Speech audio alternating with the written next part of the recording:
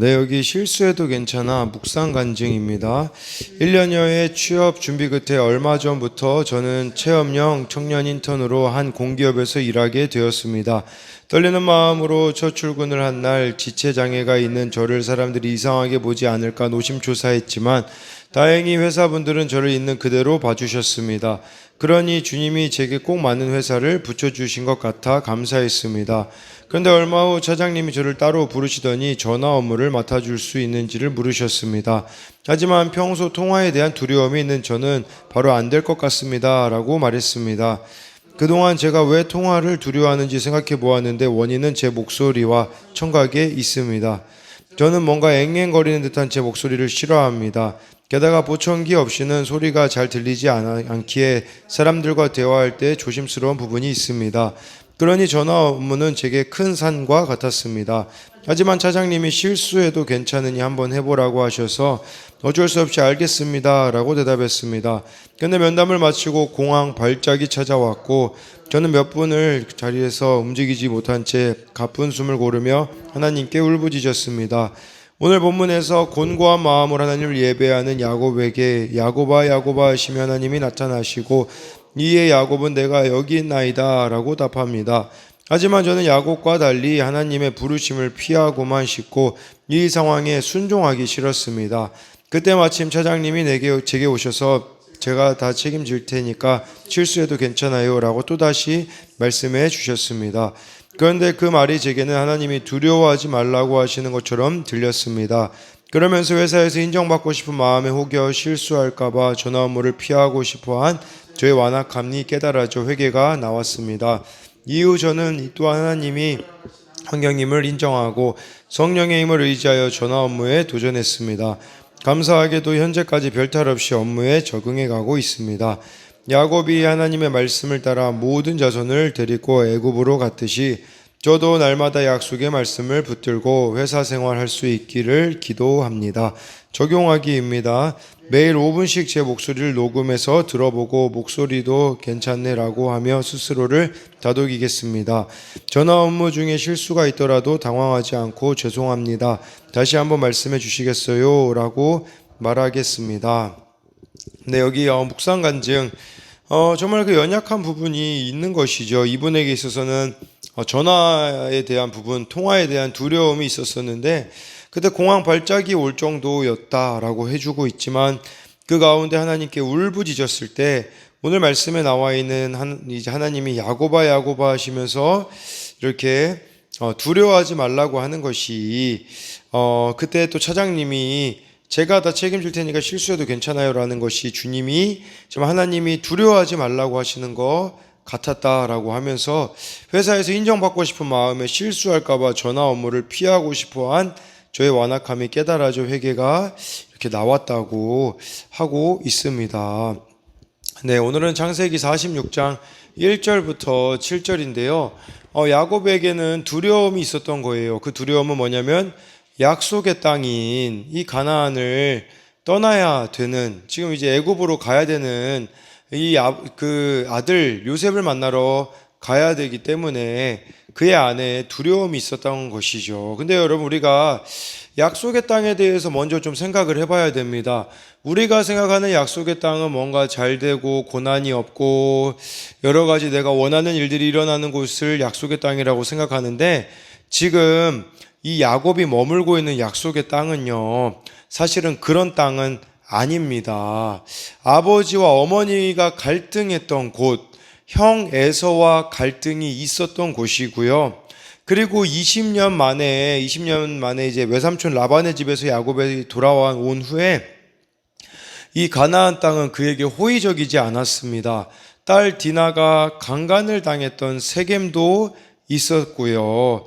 그리고 이곳에서는 이제 아내 라헬을 묻어야, 자기가 사랑하던 그 아내 라헬을 야곱은 묻어야 했던 땅이고, 그리고 이 요셉이 죽은 줄 알았었잖아요. 그러니까 요셉을 가슴에 묻고 살아온 참 약속의 땅이지만 고통의 땅이었다라는 것이에요. 이 땅은 뒤돌아보고 싶지 않은 곳이지만 약속의 땅이라는 것은 여러분들에게 있어서도 그 약속의 땅은 여러분들이 정말 회피하고 도망가고 싶은 그것도 약속의 땅이라는 거예요. 근데 이 약속의 땅에서 어떻게 살아야 되냐면 예배하고 말씀의 인도함을 받으며 살아야 된다라는 겁니다.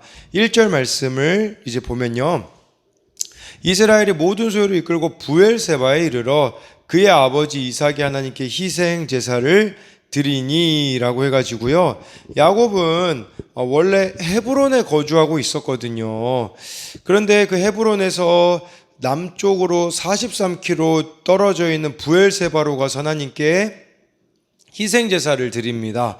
희생제사를 드렸다라는 것은 예배를 드렸다라는 거예요. 지금으로 말하자면 그는 애굽으로 내려가는 것이 두려웠기 때문에 하나님이 주시는 확신을 얻기 원했다라는 거예요. 여러분, 우리가 어떤 인생에 두려움이 있을 때 해야 되는 것은 예배인데 많은 사람들이 인생에 고난과 어려움이 오면 예배를 드리지 않습니다. 정말 그 예배 가운데 하나님이 말씀하실 것을 기대해야 되는 것이겠죠. 그래서 어떤 결정을 할 때에 예배 가운데 주시는 말씀으로 여러분들은 인도함을 받습니까? 아니면은 예배 자리를 떠나 내 마음대로 하려고 하고 있습니까?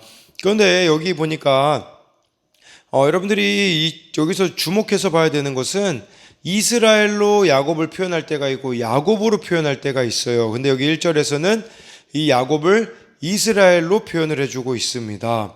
그러니까 이제 그 애굽으로 이집트로 모든 소유를 이끌고 떠나는 야곱을 힘과 리더십을 나타내는 이름인 이스라엘로 부르는 것이죠. 애굽으로 내려가는 것이 단순한 한 가족의 이주가 아니라 이스라엘 민족의 탄생을 예고하고 있는 것이기에 여기서 이스라엘로 말씀해 주고 있습니다. 네, 그리고요. 이 지금 부엘세바에서 예배를 했다고 하는데요. 네, 이곳은 바로 창세기 26장 25절에 보면요. 야곱의 아버지 이삭이 그곳에서 제단을 쌓고 여호와의 이름을 부르며 거기 장막을 쳤다고 나와 있거든요. 그러니까 아버지 이삭이 세운 그 제단에서 곤고한 마음으로 하나님을 예배하는 것이겠죠. 이거는 또한 야곱은 자신의 조상이 예배했던 동일한 하나님을 예배한다라는 것을 보여주고 있어요. 그래서 묵상 질문을 보면 나는 중요한 일을 앞두고 누구를 찾으며 무엇을 합니까? 가난한 마음으로 부엘세바에서 언약의 하나님을 찾고 있습니까? 한 가지 더 적용 질문을 드리자면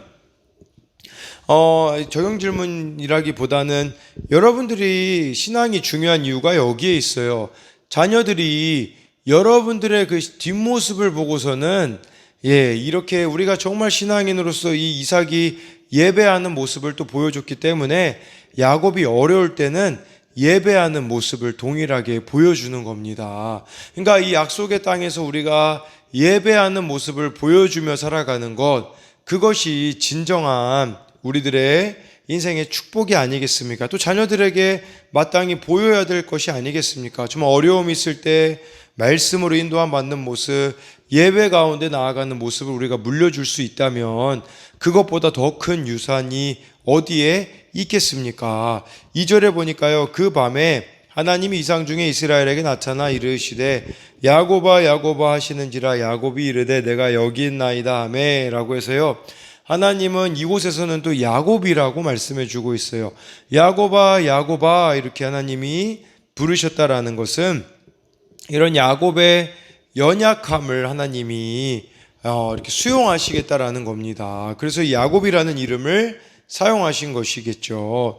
여러분, 하나님은 이처럼 곤고한 마음으로 하나님을 의지하고 부르는 성도들을 결코 외면하지 않으신다라는 것입니다. 그러니까 이렇게 야곱이라고 불렀다라는 것은 그가 지금 연약한 상태라는 것, 어려워져 있는 상황이라는 것을 말해주는 것이거든요. 그런데 하나님은 이렇게 이름을 부르시면서 응답을 해주시는 것이겠죠. 그러면서 3절 말씀에요. 하나님이 이르시되 나는 하나님이라 내 아버지의 하나님이니 애굽으로 내려가기를 두려워하지 말라. 내가 거기서 너로 큰 민족을 이루게 하리라 라고 해가지고요. 하나님이 말씀하세요. 우리가 이걸 보면서 매일 말씀이 있어야 되는 이유는 여기에 있는 겁니다. 말씀의 인도함을 받는 것이 중요한 것이죠. 하나님이 나는 하나님이라고 하면서 내 아버지의 하나님이라 라고는 왜 말씀하셨을까요? 그 이유는 바로 하나님이 가깝게 야곱의 아버지는 이삭이겠죠. 더 나아가서 야곱의 할아버지가 아브라함이지 않습니까? 쉽게 말하면 내 아버지 하나님이라는 것은 아브라함을 인도했던 것처럼 이삭을 인도하였던 것처럼 너의 삶을 내가 인도하겠다라고 하나님이 야곱에게 말씀하신 거예요. 두려워하지 말라. 애굽을 내려가길 두려워하지 말라는 것은 약속의 땅으로부터 이집트로 내려가는 이 위험으로 가득 차 있고 하나님의 축복 밖에 있는 땅으로 이주하는 것에 대한 야곱의 불안한 심정을 암시해 주고 있는 거예요. 그런데 중요한 것은 야곱은 인생의 고비고비마다 하나님의 음성을 들음으로 마음을 지켰다라는 거죠. 여러분, 우리는 상황과 환경이 바뀌어야 마음을 지킬 수 있다라고 생각하는데요. 아니에요. 말씀이 있어야 마음이 지켜지는 겁니다. 그 다음에 결심을 행할 힘을 얻게 되었던 것이죠.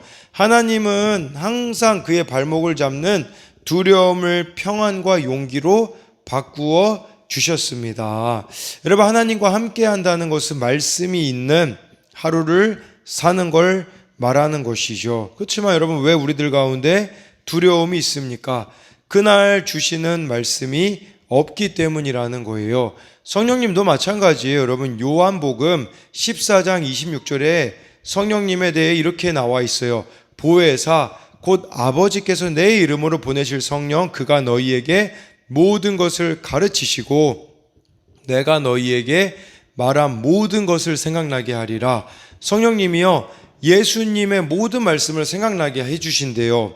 그러면 이건 무엇을 말하는 거겠습니까? 성령님은 주님의 말씀을 생각나게 해주시는 방법으로 우리를 인도하신다라는 것이죠. 주님의 말씀은, 주님이 말씀하신 것은 성경이지 않습니까? 하나님이 또한 말씀하신 것이기 때문에 이처럼 성령님의 인도하심은 말씀을 통하여 이루어진다라는 것을 이렇게 보여주는 겁니다.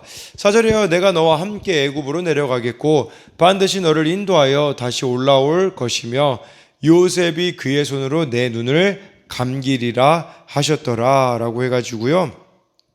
이런 하나님의 임재, 이렇게 하나님의 함께 하심은 고통을 없애는 것이 아니라 고통 가운데서도 공급하심과 보호를 보증하시는 거라는 겁니다. 이 애굽으로 내려가기를 두려워하는 야곱에게 하나님은 보호해 주시겠다라고 해주고 있어요. 여러분, 하나님의 말씀 없이 가는 애굽은, 아브라함은요, 여기 창세기 12장 10절부터 20절에 보면 수치를 당했거든요. 막 아내를 누이라고 하고 막 그 애굽 이렇게 왕에게 이렇게 그 사라가 갔었던, 그러니까 하나님의 말씀 없이 아브라함이 갔기 때문에 애굽은 수치의 장소였었거든요. 그런데 지금 하나님의 약속 아래 가는 애굽은 축복의 장소가 된다라는 겁니다. 이것은 하나님의 방법, 하나님의 계획, 뜻이 다 하나님의 때에 이루어진다라는 거예요. 아브라함의 때에는 가지 말아야 되는 곳이었었다라는 것이겠죠. 그러나 지금 야곱의 때에는 가야 되는 곳이었던 것이에요. 그러니까 중요한 것은 말씀을 따라 가야 될 때가 있고 멈춰야 될 때가 있고 기다려야 될 때가 있다라는 것이죠. 그래서 이 4절, 3, 4절 이 묵상 질문을 보면 애굽으로 내려가기를 두려워하는 내게 하나님은 어떤 보호와 인도와 축복의 약속을 주셨습니까? 라고 이렇게 말씀해 주고 있어요.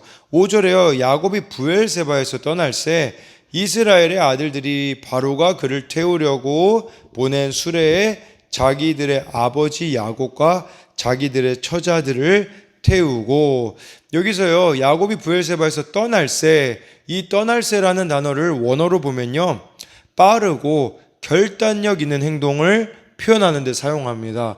그러니까 하나님의 뜻이 그렇다면 바로 야곱은 순종하는 모습을 보여주고 있는 것이죠. 우리가 이 큐티에서 그 적용하게 하는 이유가 여기에 있어요. 말씀을 들으면 그것을 여기서 바로 결단력 있고 빠르게 그날 우리가 실천으로 옮겨줘야 된다라는 것을 말씀해 주고 있는 것이겠죠. 야곱은 하나님께 희생 제사를 드리는 가운데 하나님을 만나고 하나님의 그 약속이 애굽에서 성취될 것을 알게 되었기에 이 브엘세바를 떠날 수 있는 겁니다.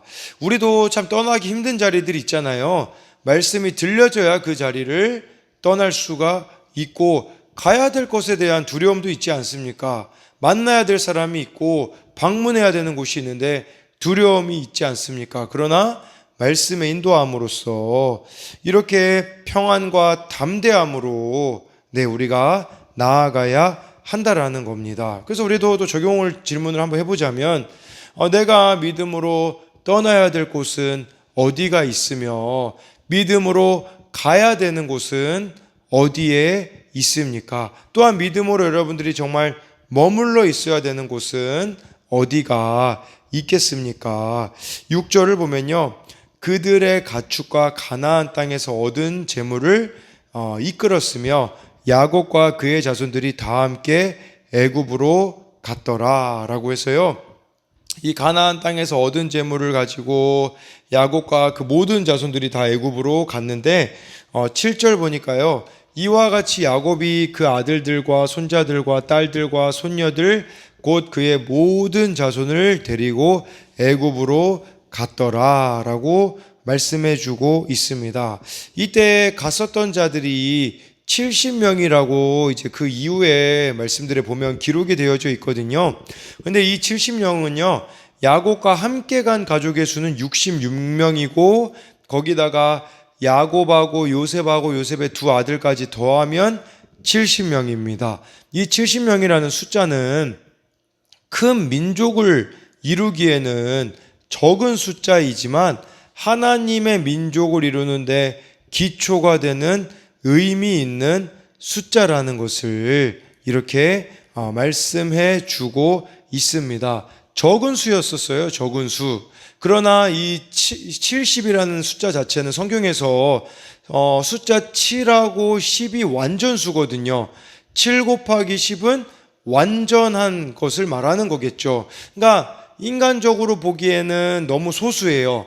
하나님이 보시기에는 완전한 수라는 것을 우리들에게 말씀해 주고 있는 것이 아니겠습니까?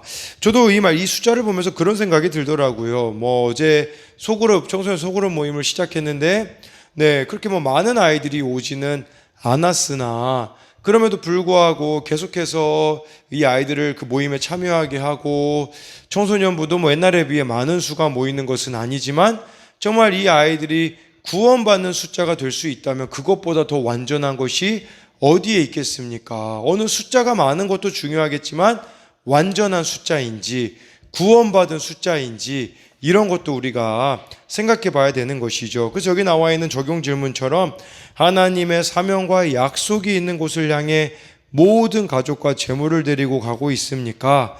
내가 말씀대로 순종할 때 우리 가족도 내 뒤를 따라 말씀대로 순종할 것을 믿습니까? 라고 이렇게 적용 질문이 나와 있는데, 정말 우리가 중요한 것은 야곱이 그 애굽으로 가기 전에 하나님을 예배했다라는 그 사실, 그리고 말씀의 인도함을 받았다라는 것을 여러분들이 기억하며, 사실 주 예수와 동행하니 그 어디나 하늘나라라는 찬양이 있지 않습니까? 말씀이 있으면요, 어디를 가든 그곳이 천국이 되어지는, 여러분들의 마음 가운데도 천국이 임하여지는 그런 일들이 있기에 정말 그날 주시는 이 말씀의 인도함을 받아 순종함으로 나아가는 여러분들이 되시기를 소망합니다.